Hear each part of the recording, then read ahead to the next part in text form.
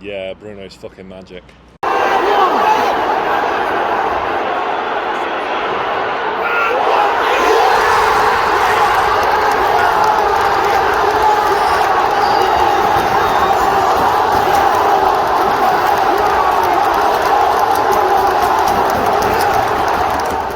Hello everybody, welcome back to The Last Words. Absolutely fantastic. We're going to talk about the game. We've got in-game clips. That moment from Bruno captured that beautifully. And we'll talk a little bit about, briefly, are we safe? Well, we are safe really. Wednesday night, of course. And let's get cracking. We are sponsored by Buildup, who, if you want to get kitted out this summer, have a look in the description. They're giving you an extra 10% off on any of their promotions already. So if you see 30% off, technically that'd be 40%. 50% off would be 60%. You get the gist. Have a look at Buildup, who are proudly sponsoring us today in The Last Word. I bet you're delighted for your weekend now then. What a wonderful way to spend a weekend. First thing, Saturday morning in the car, go up, interview Olivier Bernard, which you'll see in a couple of days. Dan Burn next pub. A lot of Guinness. And then to witness a win today like that in that manner. It was a very cagey game today, wasn't it? It could have gone either way. Maybe a draw was a fair result, but to win it like that and witness greatness from our new midfielder, it's a special weekend and unbelievable. Unbelievable. Let's dissect it. We'll actually have a look at Leicester's side, because there was a lot of change, Sam, about who they put out, because he's been rotating, and obviously they put out PSV in the Conference League, and realistically that's only Leicester's real chance to get into Europa League next season is by winning that competition. They've got a real good, strong chance to. But looking at the bench, I mean, that calibre, I would love to have that in Newcastle sitting there on the bench. Yeah, but when you look at that starting 11, you think, ooh, such and such, like Matt put on the WhatsApp group, no Maddison, ooh, no Harvey Barnes, ooh, we'll have a bit of that. And then, of course, they're managing their squad from the European competition. I mean, they were obviously always going to come off the bench, which they did on the hour mark. But was it a starting 11 to be really fearful of? Not for me. But I was always under the impression, I was under no illusion, because today was always going to be a very, very difficult game. Yeah, Brendan Rodgers, you look at it, wherever he's gone, Liverpool, Celtic, Reading, back in the day, Leicester. Jamie Vardy obviously injured, who loves a goal against us. But yeah, let's take a look at Newcastle's lineup. It wasn't that difficult to predict, really. If Fraser didn't make it, it would be Miggy. I think most Newcastle fans would get that right. But yeah, not really much to go on that, to be honest with you. It's as you were. Eddie Howe doesn't like changing the personnel if Newcastle are winning, which is respect to the players. You've got to earn it if you want to get back in. So that's the culture he's brought, isn't it? That's like success breeds success, and competition for places. If you got the shirt, it's yours to lose. It was always going to be a case, as you say, that Miggy will come in because he had a great game against Wolves last time out. So it was worth keeping him in ahead of Murphy. Emil Kraft. I did a Twitter poll on the Greenwood and Mulliner Show Twitter page the other day. Who's the best alternative to Kieran Trippier? I bet if you put that out tonight... 57% went for Manquillo. Come on, guys. If you put that out tonight, I bet it changes. Yeah. It will change. Let's begin with the first half. Not really entertaining, to be honest. Very scrappy. Obviously, Dubravka tried to wipe out Dan Burn the best he could. Thankfully, Dan Burn was all right. So, yeah, that's good. Joe Litton had a shot that went blazed over. There wasn't much until... He got hold of it, though, didn't he? He got hold of it. There wasn't much until the Leicester goal, from their point of view, they were probably worked at that in the training ground. I hope so, because no one... I think it is a training ground work. I hope so, for our sake, because no one can score from that shit of a corner. I think it works. I think it is a short corner and it's flicked on. And then... It was pretty pathetic, wasn't it? From our side, it is, because... It's. I think Dubravka has to save it personally, but it's come There's from a lot more faults before the ball even reaches. There is tighter Lookman, and they didn't expect that, did the short corner to be flicked on. But look, we're 1-0 down. Did we deserve it? No, probably not. I think a draw going in towards into the half-hour mark would have been great. But Newcastle had the the VAR shout, which went on, it was paused for quite a while because there wasn't much action between the two goals, let's be honest. Difficult to see from my end and your end because we're at the other end of the Gallagher, but there's a bit of a scramble on the line. Melee. And then... So, yeah, obviously, I was front row with the Gallagher, so I saw even less than you, but I saw that, obviously, so I'll take you through my version of events. So I saw that, obviously... What? You've just seen a hill because St James's is on a hill, isn't it? Well, yeah. Very true. So I saw the VAR decision for a foul. And disallowed it, the ball went in and he blew for a foul straight away, which is odd when it was always going to be checked anyway, so why blow? That fact that he did blow makes you think that when it gets pulled back for VAR for a foul, it's not very often it gets overturned. Offside, obviously, you've got the lines and there's no grey area. It's like in cricket, it goes with umpire's call. It's not very often it will get overturned, so I didn't hold much hope for it being overturned until he went over to the monitor. So he goes over to the monitor and he looks at it, and I see it on the monitor when he's looking at the monitor, he's looking at it, then he's starting to walk away. He has his whistle, then he looks at it again and thinking, he's going to change his mind. But thankfully, he's give it as a goal. Obviously, we'll see it when we get back in the houses, when we get back. Yous have already seen it, so at this present moment we haven't seen it back. But yeah, Newcastle are level. Like I say, there wasn't much action, to be honest with you. The game was pretty poor in terms of chances, but we're going to half-time. It's half-time, Sam, you're thinking, right, we're level. Second half will come out. What's Ed House saying? Same as, lads, we'll take the draw. Ball retention needed to be better, which it did actually. It did improve. Pressing as well. Yeah, there was a lack of press, which was why Leicester did play a very high line in places, which is why I was kind of less surprised to see John Joe leading the press at times because Leicester's line was so high. But the midfield, it was the first half was a game of two halves in itself. In that, I think our midfield had the better of it towards half time. Half time probably came for a good time at Leicester. Start of the second half, I thought started the same as the first half. Leicester were having on top. A lot of the ball, but they didn't. They didn't test Dubravka though. No. They had a lot of possession, and they moved the ball from side to side very quickly. But targeting and in particular Emil Kraft were absolutely superb. They did not let Lookman and remind me. Who's playing on the wing? Yeah. It was Lookman and I've totally went blank as well. We'll come back to it. The wingers. Top quality analysis this. Mild hangover today. Their wingers didn't really disappeared on screen right there. Oh yeah. Look at that. But the wingers didn't really have a look in. The crosses weren't being delivered for Daka. Daka was pretty anonymous, the same as Chris Wood. It was always going to take a moment of magic to really break things up, which is when obviously they introduced Maddison. Fucking hell, it was Jose Perez. That's how it was. People already know, they've seen the graphic. Yeah, the former Newcastle player. That's how much he did. Nothing. Yeah, he didn't do anything, and I thought he was getting booed up, but then I realised. No, I think it was because he was replacing Maddison, who I think was getting the boos. Oh, he got a lot of boos when he came on because of the dive when we seen it when we were down there. Exactly. So I think Perez got a relatively... At that stage, from both sides, there was a lot of subs because the game was just, there was nothing. No. I know ESM was obviously just our focal point. We were trying to use him. At this stage was on the left side, and then round about the 70th minute mark, you've talked about Leicester's changes. Newcastle had a couple themselves. Joe Willock and ESM came on for Joe Willock and Miggy and Chris Wood. Yeah. And Chris Wood was the surprising one. I was thinking, ooh. Yeah, moved ASM up top because there was a moment where you're like, well, who's he moving up front? Is it going to be Joe Linton sticking with the big guy or ASM? He went with ASM.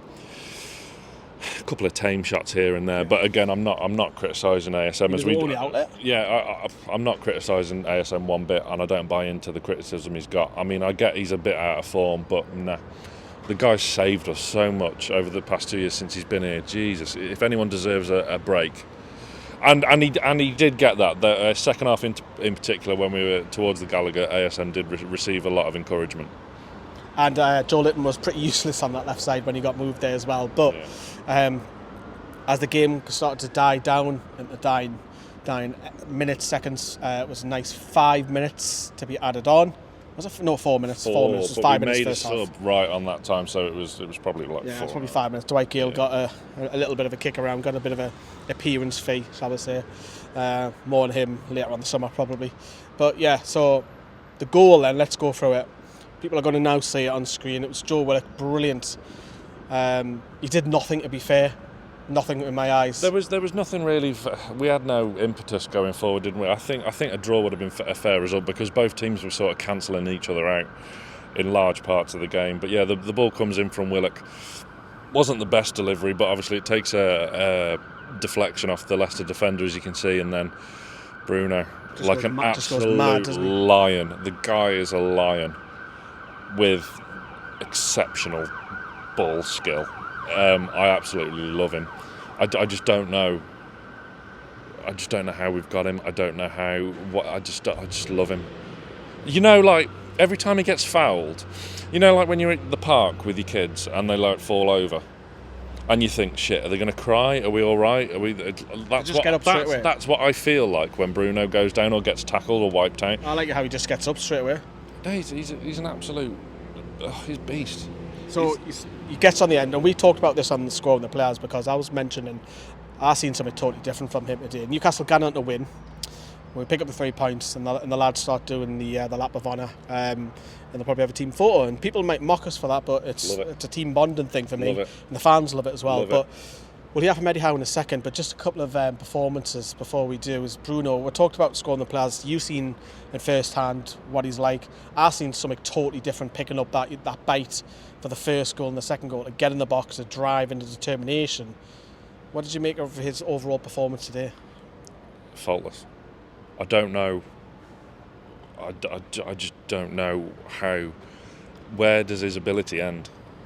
You can see now why he's a Brazilian international. He's just absolutely incredible.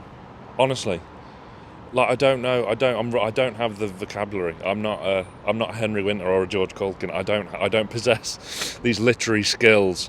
I'm running out of superlatives already, and it's April. He only came here back at the arse end of January.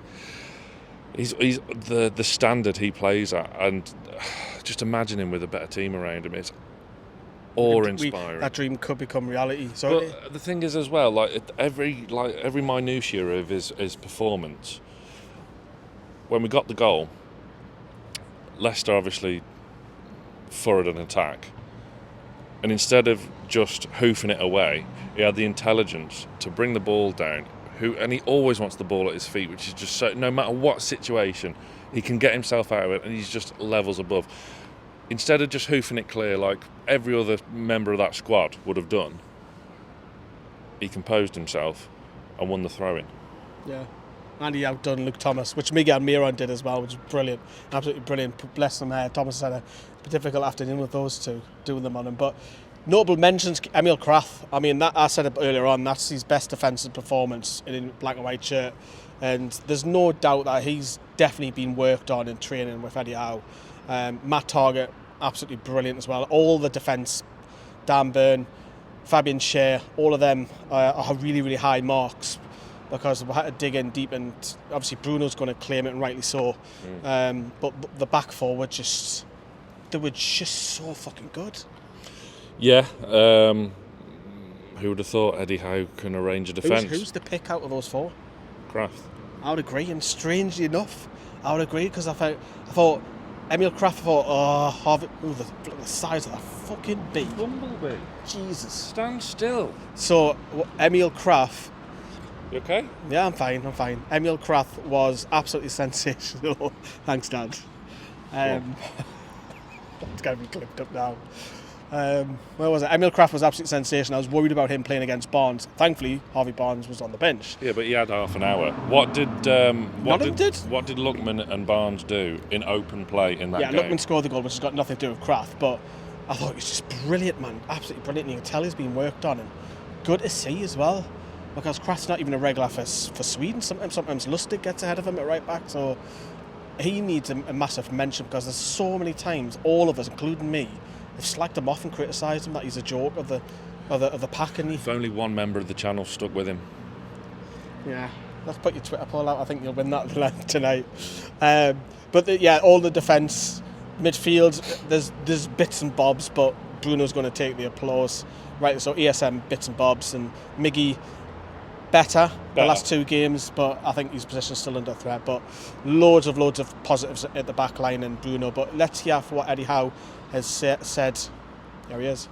Well, emotions obviously very high after that. I mean, I think to score so late in the game is a massive, massive lift for everybody. I thought we had the best chances of the game. I thought Leicester had probably control of the game, but we had some really good moments in it. And I thought our defensive resilience in the second half, as Leicester took control of the ball, was excellent. We hung in there.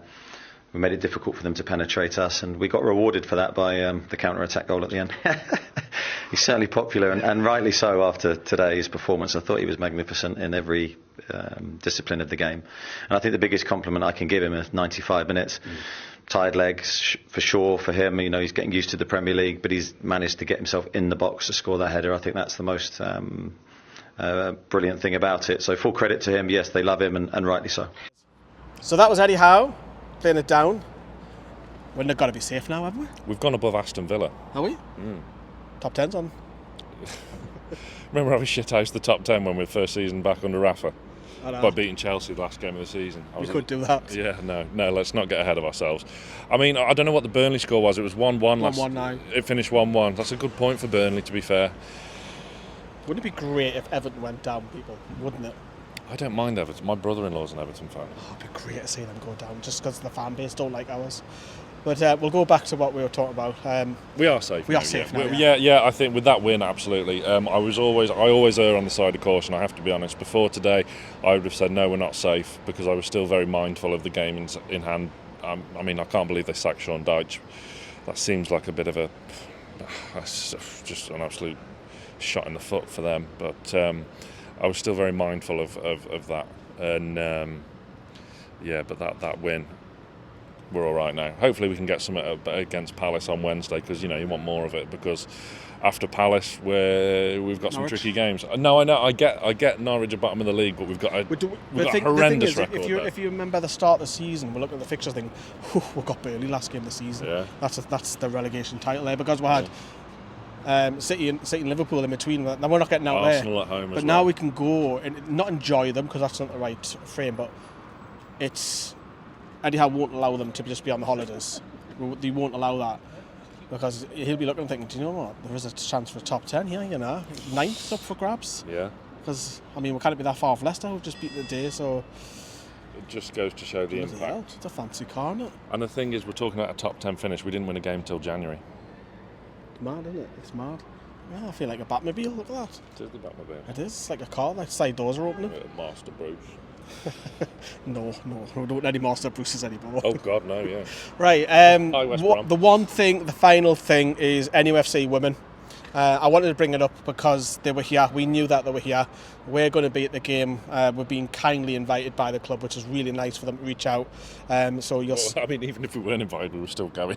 We were still going, but we've been invited to be in the posh seats. I get that, but we've been invited to a posh seats in a do and stuff. So, but we would have been supporting as well. We would have. No, but we're huge fans of the women's team. They deserve it. I mean, it doesn't look likely that they're going to go up this year, but they're still well in it with the fight. It's an exciting time for them.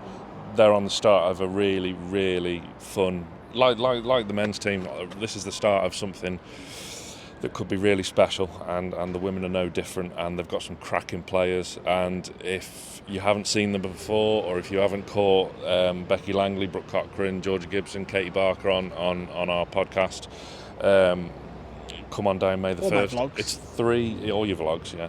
It's £3 to get in to St James's Sunday, May the 1st, 2 o'clock kickoff. Why wouldn't you? I hope there's as many people here as possible. And it's just the start for them. And they've got some cracking players as well. Georgia Gibson this season, 21 goals from midfield.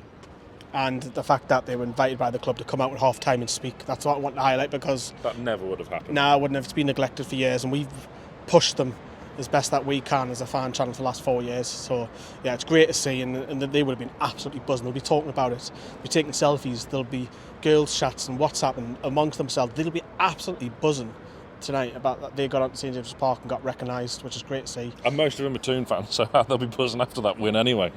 Yeah, they would have seen the last minute winner, which we all went crazy for. That is it, that's a wrap. But we're still not ending here. We've got Olivia Bernard coming up. We've got stuff on NFTV Extra as well. We've got the Palace preview to do. We've got loads of all the videos after Palace, which will probably mean Johnny, possibly Harry. I'm not sure if Harry's up yet. But anyways, we'll love you and leave you because he's got a long drive. I've got lots of editing to do. See you later, everyone.